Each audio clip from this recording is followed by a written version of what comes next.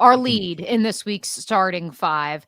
Mitch, 2 weeks ago, we sat in these very seats and we proclaimed the Indiana Fever as the greatest proof of concept of building around a superstar, adding pieces, saying, you know what, our window isn't going to be 2 to 3 years down the line. It is now. We are getting rid of Christy Sides. We're bringing Steph White in. We're bringing DeWanna Bonner in. We are finding as many veterans as we can, pushing all of our chips to the middle of the table because the time is now for Caitlin Clark, Aaliyah Boston, and company. And all they have done in the last 2 weeks, Mitch, just is catch L's. Lay a bunch of goose eggs, including to the aforementioned Washington Mystics, an 83-77 win for Washington, as alluded to, in Baltimore, not Baltimore County, Baltimore, the city. For me, Mitch, I do want to say we were correct last week when we sat here and we said, if the Indiana Fever play through Aaliyah Boston, who is enjoying one of the best starts to a season in her young career, they will be okay. The problem is that they are not playing through Aaliyah Boston. And when they are, if they can actually complete a pass inside into the paint to Aaliyah Boston, when you complete the outlet pass, yes, then we're seeing numbers like 5 of 5 and 6 of 8 to begin a game. But the problem is the Fever are turning the ball over left and right because they can't feed Aaliyah Boston. Kelsey Mitchell is chucking up threes like there's no tomorrow. And meanwhile, the rest of this team is really not having success from beyond the arc, which was supposed to be an area where, given the state and the art of Caitlin Clark's game, even without Caitlin, the expectation was you were going to surround her with capable shooters from the floor. The stat for me that really sticks out as we try to dissect what is wrong with the Fever, Mitch, is the fact that against the Connecticut Sun, they attempted just 17 threes. The New York Liberty, who we'll get to later in today's show, attempted 19 threes last time out in the first half. And that is where a lot of my concerns come from. This was supposed to be an offense that Sophie Cunningham, DeWanna Bonner were all very vocal about with Steph White. There's free flowing of motion. There's opportunities to shoot. And yet I feel like the only player who is taking an opportunity to have the green light in Caitlin Clark's absence and shoot from beyond the arc is Kelsey Mitchell, who perhaps that broken finger she suffered in China actually may have required a little bit more surgery or time away from basketball than she actually took. What say you? Yeah, that loss to the Connecticut Sun, Kelsey Mitchell 0 for 4 from beyond the arc, 4 or 15 from the floor. I think in addition to, making sure your good three-point shooters are taking and making threes, I would feed the ball to Aaliyah Boston a lot more than they are right now. Thank you. Aaliyah Boston was 8 of 10 shooting in that game against the Sun. Why didn't she take 5 more shots? Started 5 of 5, by the way. Started 5 of 5 as well. The other thing that stands out is Aaliyah Boston led them in assists by a wide margin that game. She had 8 assists. Aaliyah Boston is a very good passer. She probably should not be leading your team in assists, though, on a regular basis. She should be the one benefiting from assists and getting the ball under the basket and going to work down to the post, which is what she's so good at. I can excuse the loss to the Mystics. I can excuse the loss to the Liberty. The Connecticut Sun are not a good basketball team, and you lost to them at home. And I know that you're without Caitlin Clark. I know Sid Colson got hurt in this game. Quite frankly, Sid Colson should not be that important to your team where you can't win a game, where she goes out. And, when she goes out, they sort of have a crisis of confidence in terms of that position at point guard. And, we'll get it into our next topic there, but they got to figure some things out. And, I still think that this is kind of a blessing in disguise for them because, you can afford to have some of these losses early. It's a long season, but they are really getting, I think, some of their weaknesses exposed. The other thing is I think they need a little bit more from DeWanna Bonner. Yep. I know she's a little bit older, but she was one of their big free agent acquisitions. And I think that you can ask a little bit more of her, especially in the situation that they're in now where they're without Caitlin Clark and they're struggling to win games.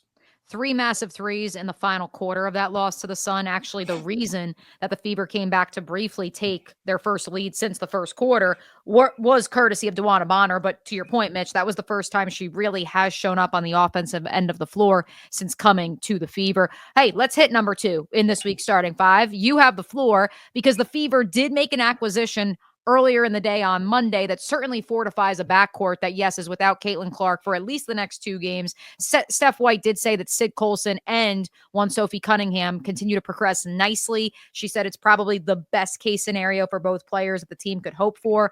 But for Sid Colson, it's an upper leg injury. For Sophie Cunningham, it's once again that ankle that sidelined her the first week of the season. But there's help on the way. Although Mitch has a little bit of beef with the W.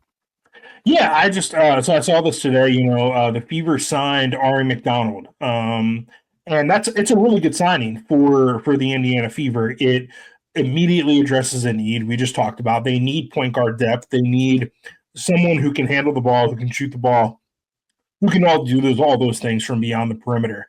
Ari McDonald is a really good player. She averaged 9 points and about 4 assists per game last season. I mean, a really, really good, solid rotational player, someone that you can rely on as like your second backup, your backup point guard, someone you can bring off the bench to play well along the perimeter.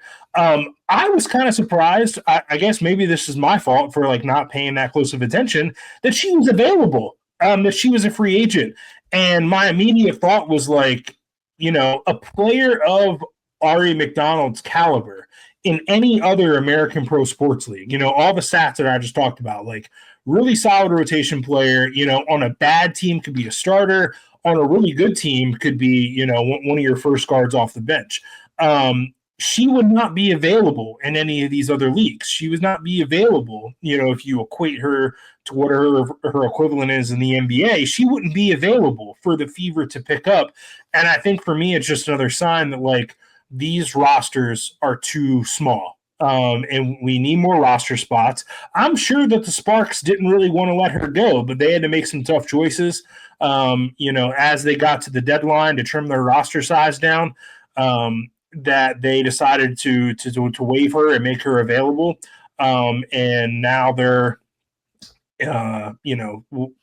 whatever you want to call it, the Fever are benefiting from that at this point. So I feel like it's another example of just the roster sizes are too small. We need to make this better. We need to expand this. Ari McDonald shouldn't have been a free agent. She was second in Rookie of the Year voting not that long ago. Really good player, and I think she's going to help out the Fever a lot. One thing for me, Ari McDonald was part of that viral moment last year when the Fever played the Sparks and that she was picking up Caitlin Clark at 94 feet and maybe getting in her grill a little bit. And people had a lot of fun with that one on social. And now they're teammates, which that makes for a lot of fun. But I also bring it up to say this, Mitch. I think even after Caitlin Clark returns, depending, yes, on the status of Sid Colson and Sophie Cunningham, I'd like to see McDonald kept around because I want to see Caitlin Clark have the ability to play off the ball.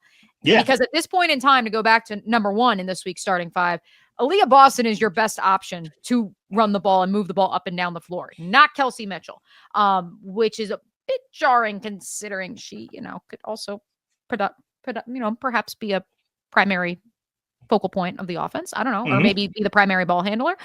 She did that at Ohio State, was all right. So that's where I would actually think this is a really great opportunity for McDonald because I do think that this was an oversight, or at the very least, they just thought, okay, well, we're just going to slap Sid Colson on it. Caitlin hasn't missed significant time in 7 years. We're fine. And now, obviously, it is a major factor because when you don't have someone actually running the show and running the floor, you're asking Aaliyah Boston to basically play 5 spots at once. Back to the roster situation, there has been an argument the last few weeks nationally, chicken or the egg. Do you make the rosters bigger or do you add more teams? What comes first? I think that the players want the rosters to be bigger.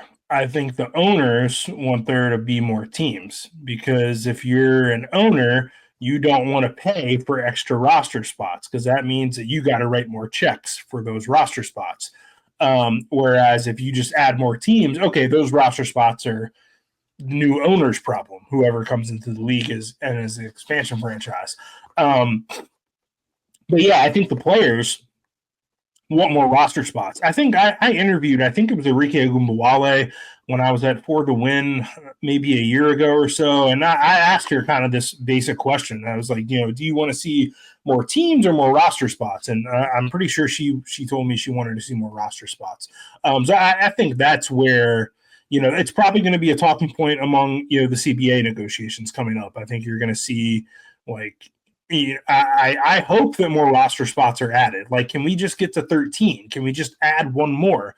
Can we add like practice player spots? Can we, something else? The other problem is like there is no G League or developmental league or equivalent to the WNBA right now. So it's not like, oh, I can sign this player to a two-way and ship them back and forth between Indiana and Sioux Falls or whatever, Greensboro and Atlanta or whatever we're talking about. So yeah, I think those are some of the problems that we're having right now as the WNBA gets bigger.